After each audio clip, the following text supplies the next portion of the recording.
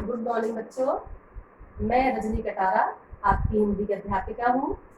और बच्चों, कल हमने क्लास में भाषा, भाषा के रूप और लिपि पढ़ा था। आज हम करेंगे पहला ही पाठ भाषा और व्याकरण, लेकिन उसमें आज हम बोली, भाषा के विभिन्न रूप और व्याकरण पढ़ेंगे। तो बच्चों, सबसे पहले आप अपनी किताब निकालकर अपने पास रखेंगे और आज हम बोली करेंगे। यह पेज नंबर 12 पर है। तो आप अपनी बुक का पहले पाठ का भाषा और व्याकरण का पेज नंबर 12 निकालेंगे। निकाल दिया बच्चों? तो देखो, पिछली क्लास में हमने क्या किया? भाषा, भाषा किसे कहते हैं? तो विचारों का आदान प्रदान भाषा कहलाता है। उसके बाद हमने किए भाषा के रूप। भाषा के 2 रूप किए, मौखिक भाषा और लिखित भाषा। उसके बाद फिर हमने किया लिपि। क्या किया? लिपि। लिखने के चिन्ह जो निश्चित किए गए हैं भाषा के लिए, उसे लिपि कहते हैं। तो बच्चों, ये था पिछली क्लास में करवाया हुआ काम। अब हम आज क्या करेंगे? बोली। देखो बच्चों, अब आप ये कहोगे भाषा और बोली एक ही बात तो है? नहीं, भाषा और बोली एक चीज नहीं है। भाषा क्या है? भाषा व्यापक रूप है, विस्तृत रूप है। भाषा क्या है हमारी? हिंदी। लेकिन बोली क्या है? सीमित क्षेत्र में बोले जाने वाली भाषा को बोली कहा जाता है। या ये कहें, स्थानीय क्षेत्र में बोली जाने वाली भाषा को बोली कहा जाता है। आपने देखा है, कुछ लोग पंजाबी बोलते हैं, कुछ गढ़वाली बोलते हैं, कुछ भोजपुरी भाषा बोलते हैं। तो ये अलग अलग भाषाएं बोलते हैं। तो ये क्या कहलाती हैं? बोलियां।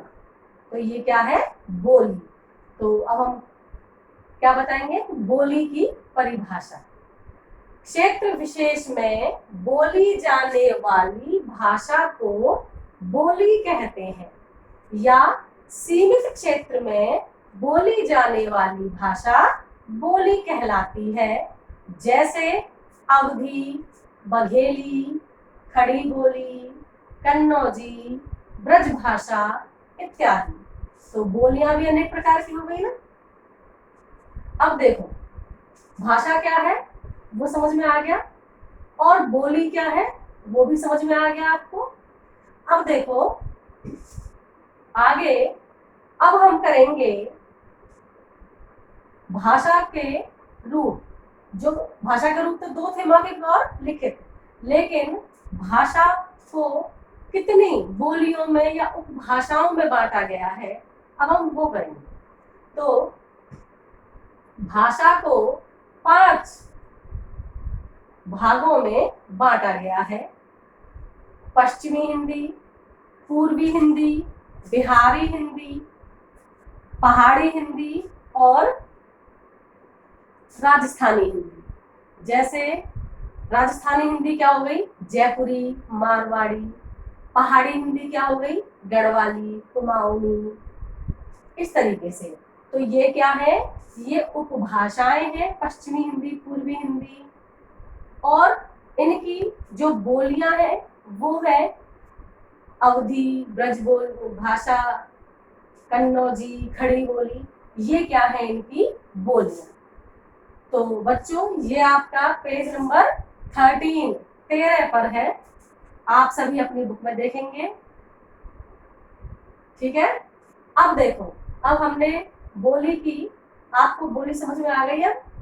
अब हम करेंगे आगे भाषा के विभिन्न रूप।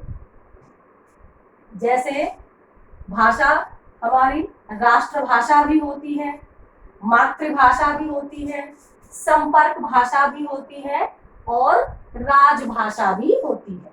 अब ये राष्ट्रभाषा, मातृभाषा, संपर्क भाषा, राजभाषा, ये क्या है? राष्ट्रभाषा क्या है? वह भाषा जिसमें राष्ट्र की अस्मिता की पहचान, मतलब हमारी अस्मिता की पहचान, हमारे राष्ट्र का मान सम्मान जिसमें निहित होता है, उसे कहा जाता है राष्ट्रभाषा। तो हमारी राष्ट्रभाषा भी हिंदी है। उसके बाद आती है मातृभाषा। अब मातृभाषा क्या है? मतलब माता की भाषा।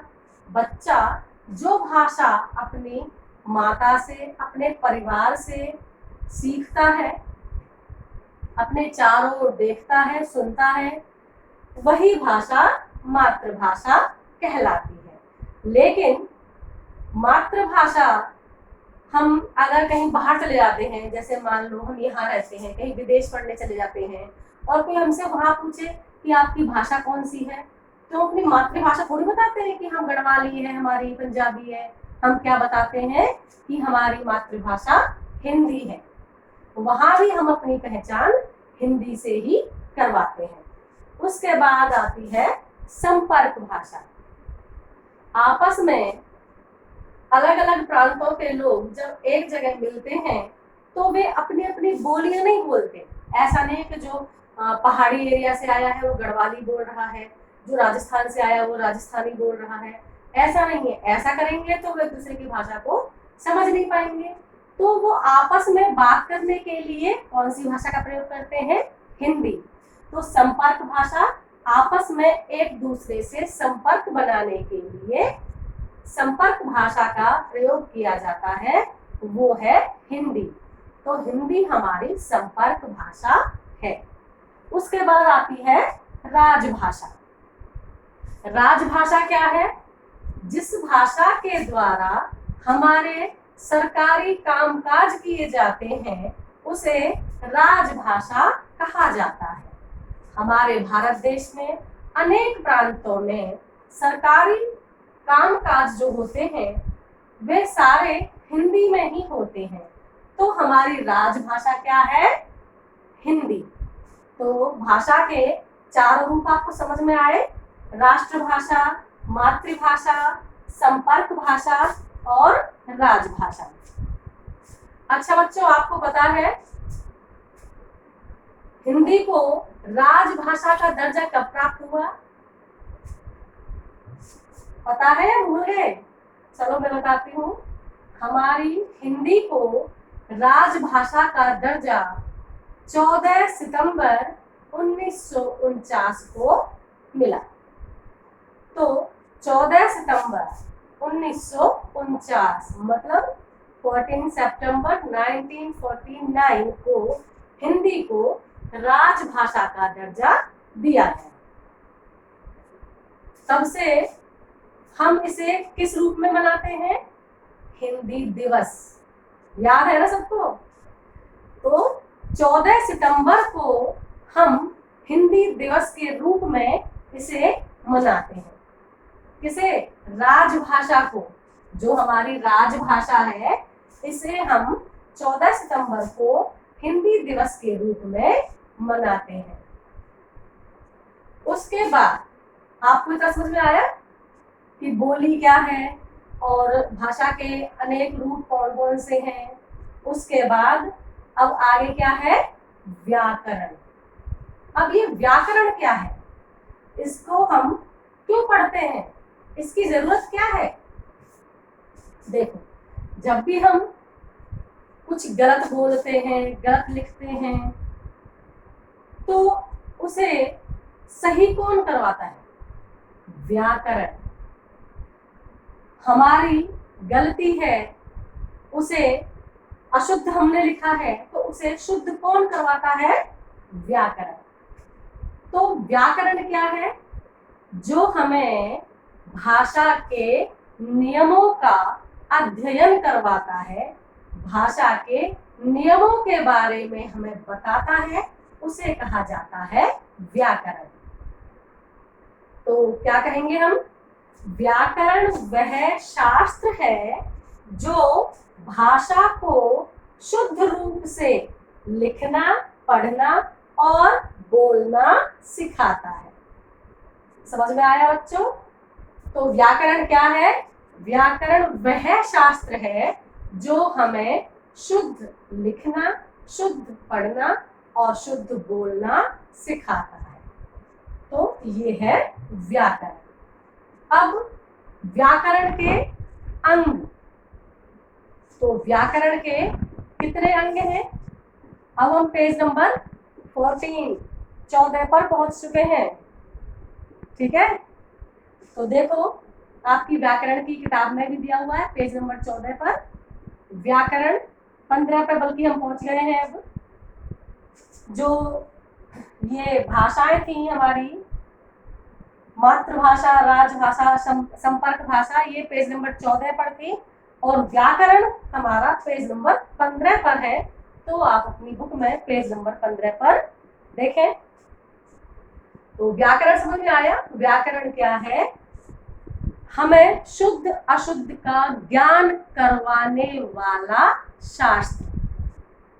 तो वह शास्त्र जो हमें शुद्ध और अशुद्ध का ज्ञान करवाता है उसे व्याकरण कहते हैं।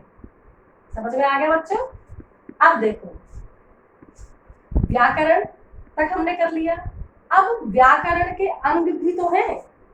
तो व्याकरण के कितने अंग हैं? 3। व्याकरण के कितने अंग हैं? 3। व्याकरण के 3 अंग हैं। कौन कौन से? सबसे पहले वर्ण विचार, उसके बाद दूसरा शब्द विचार और तीसरा वाक्य विचार। नाम कुछ सुना सुना सा लगा आपको? देखो, व्याकरण के 3 अंग। सबसे पहले वर्ण विचार। हमारी भाषा की सबसे छोटी इकाई होती है वर्ण, स्वर, व्यंजन। तो वर्ण जो है हमारे स्वर व्यंजन, अ आ ए ई क ख ग घ, ये हमारे स्वर व्यंजन हैं जिन्हें हम वर्ण कहते हैं। तो इनके बारे में विस्तृत जानकारी या हम ये कहें विस्तृत अध्ययन वर्ण विचार के अंतर्गत ही आता है। ठीक है, अब दूसरा पॉइंट है इसका, दूसरा अंग क्या है व्याकरण का? शब्द विचार। अब देखो, पहला हमने क्या? वर्ण। अब वर्णों से मिलाकर क्या बना? क्या बना? शब्द। अब शब्द को हम पढ़ते हैं ना, ये तत्सम शब्द हैं, ये तद्भव शब्द हैं, ये देशज है, ये विदेशज है, ये यौगिक है, ये योग रूढ़ है। पढ़ते हैं ना शब्दों के बारे में, पूरी जानकारी लेते हैं। तो वो क्या है? शब्द विचार। शब्द विचार के अंतर्गत शब्द की पूरी जानकारी आती है। समझ में आए? अब तीसरा व्याकरण का अंग क्या है? वाक्य विचार। तो सबसे पहले हमने क्या किया था? वर्ण। वर्णों से मिलकर क्या बना? शब्द। और शब्दों से मिलकर क्या बना? वाक्य। तो तीसरा अंग क्या है? वाक्य विचार। जब शब्दों को मिलाकर हम वाक्य बनाते हैं तो उसे वाक्य विचार कहा जाता है। तो वाक्य विचार के अंतर्गत ही वाक्य के सारे नियम, वाक्य के भेद, रचना के आधार पर, अर्थ के आधार पर, पदबंध, पद परिचय, ये सब किस में आता है? वाक्य विचार के अंतर्गत ही आता है। तो बच्चों, आज हमारा यह व्याकरण का पहला पाठ पूरा हो गया। भाषा और व्याकरण पहला पाठ हमारा आज कंप्लीट हो गया। तो बच्चों, आपको समझ में आया कि नहीं आया? आ गया? आपको पूरा पाठ मैंने समझा दिया है और मुझे आशा भी है कि आपने यह पूरा पाठ समझा होगा और आपको समझ में भी आ गया होगा। तो बच्चों, जो काम अब मैं तुम्हें दूंगी, तुम्हें वह काम पूरा अपनी फेयर कॉपी में करना है। टाइम से ही अपना फेयर कॉपी में काम कर लेना। मैं आपकी फेयर कॉपीज चेक भी करूंगी फोन पर ही, ठीक है बच्चों। तो ये हमारा पाठ आज पूरा हो गया और आप इसे ध्यान से और इसकी एक्सरसाइज को भी अपने आप करने की कोशिश करना, बुक में ही भरने की कोशिश करना, ठीक है बच्चों।